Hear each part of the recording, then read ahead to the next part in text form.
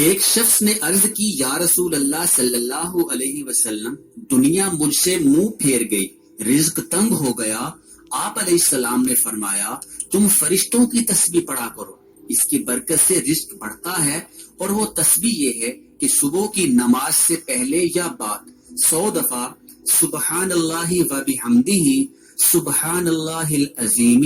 و بحمدہ استغفر اللہ پڑھا کرو۔ اس کی برکت سے دنیا تمہارے پاس ذلیل و خوار ہو کر آئے گی اور تم کو غیب سے رزق ملا کرے گا، اور اس کے ہر کلمہ کی برکت سے اللہ تعالیٰ ایک فرشتہ پیدا کرے گا جو قیامت تک یہ تسبیح پڑھتا رہے گا اور تمہیں ثواب ملتا رہے گا۔ اس شخص کا کہنا ہے کہ میں نے یہ وظیفہ پڑھنا شروع کیا تو تھوڑے ہی دنوں میں اللہ تعالیٰ نے میرا رزق کھول دیا اور میری تنگ دستی دور کر دی۔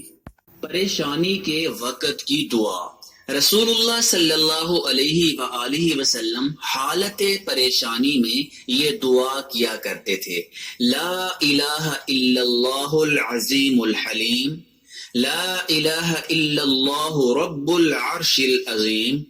لا الہ الا اللہ رب السماوات ورب الارض ورب العرش الکریم۔ اللہ صاحب عظمت اور بردبار کے سوا کوئی معبود نہیں، اللہ کے سوا کوئی معبود نہیں جو عرش عظیم کا رب ہے، اللہ کے سوا کوئی معبود نہیں جو آسمانوں اور زمینوں کا رب ہے اور عرش عظیم کا رب ہے۔ سیدنا سعد رضی اللہ تعالی عنہ سے مروی ہے کہ رسول اللہ صلی اللہ علیہ وآلہ وسلم نے فرمایا، مسلمان کا معاملہ بھی بہت دلچسپ ہے، اگر اسے بھلائی پہنچتی ہے تو وہ اللہ تعالی کی تعریف بیان کرتا ہے اور شکر ادا کرتا ہے، اور جب اسے کوئی مصیبت پہنچتی ہے تو وہ اجر و ثواب کی امید رکھتے ہوئے صبر کا مظاہرہ کرتا ہے۔ یقیناً مسلمان کو ہر چیز میں اجر سے نوازا جاتا ہے، یہاں تک کہ اس لقمے کا بھی اسے اجر ملتا ہے جو وہ اپنے منہ میں ڈالتا ہے۔ حضرت عثمان بن عفان رضی اللہ تعالی عنہ سے روایت ہے کہ رسول اللہ صلی اللہ علیہ وآلہ وسلم نے ارشاد فرمایا، جس نے وضو کیا اور اچھی طرح وضو کیا، یعنی سنتوں اور آداب و مستحبات کا اہتمام کیا، تو اس کے گناہ جسم سے نکل جاتے ہیں، یہاں تک کہ اس کے ناخنوں کے نیچے سے بھی نکل جاتے ہیں۔ سیدنا عبداللہ بن عباس رضی اللہ تعالی عنہما سے روایت ہے،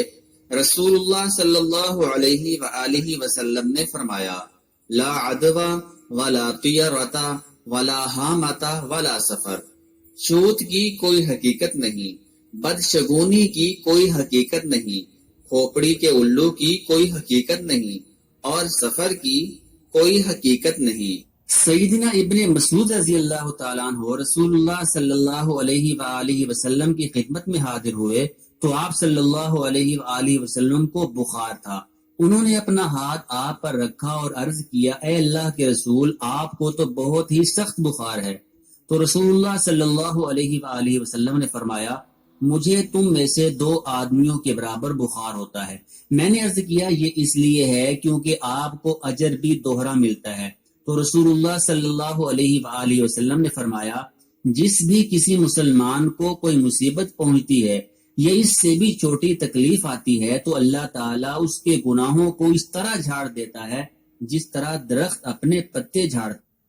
حضرت ابو ہریرہ رضی اللہ تعالی عنہ سے روایت ہے کہ رسول اللہ صلی اللہ علیہ وآلہ وسلم نے ارشاد فرمایا، جس شخص نے کسی کتاب میں مجھ پر درود شریف لکھا تو جب تک میرا نام اس کتاب میں باقی رہے گا فرشتے اس کے لیے مسلسل دعائے مغفرت کرتے رہیں گے۔ سبحان اللہ۔ حضرت ابو ہریرہ رضی اللہ تعالیٰ عنہ فرماتے ہیں کہ ایک شخص حاجت مند تھا، وہ رزق کی تلاش میں جنگل کی طرف نکل گیا، پیچھے اس کی بیوی نے دعا کی، اے اللہ ہمیں کچھ ایسی چیز یعنی آٹا عطا فرما کہ ہم اسے گوندھ کر روٹی بنا سکیں۔ وہ شخص واپس آیا تو دیکھا کہ آٹے کا برتن آٹے سے بھرا ہوا ہے اور تنور میں گوشت بھون رہا ہے اور چکی آٹا پیس رہی ہے۔ اس نے کہا، یہ کہاں سے آیا؟ وہ کہنے لگی کہ یہ اللہ کا عطا کردہ رزق ہے۔ اس نے چکی کے ارد گرد سے جھاڑو دے دی۔ حضور صلی اللہ علیہ وآلہ وسلم نے ارشاد فرمایا اگر وہ اسے اسی طرح چھوڑ دیتی تو وہ چکی قیامت تک چلتی رہتی، اور فرمایا کہ قیامت تک اس کا آٹا کبھی بھی ختم نہ ہوتا۔ رسول اللہ صلی اللہ علیہ وآلہ وسلم نے فرمایا جب تم میں سے کسی کو چھینک آئے تو اس کو چاہیے کہ کہے الحمدللہ، اللہ کی حمد اور اس کا شکر، اور جو بھائی اس کے پاس ہوں انہیں جواب میں کہنا چاہیے یرحمک اللہ، یعنی تم پر اللہ کی رحمت ہو، اور جب وہ یہ کہیں تو چھینکنے والے کو چاہیے کہ وہ جواب الجواب کے طور پر کہے یہدیکم اللہ ویصلح بالکم، اللہ تم کو صحیح راہ پر چلائے اور تمہارا حال درست فرمائے۔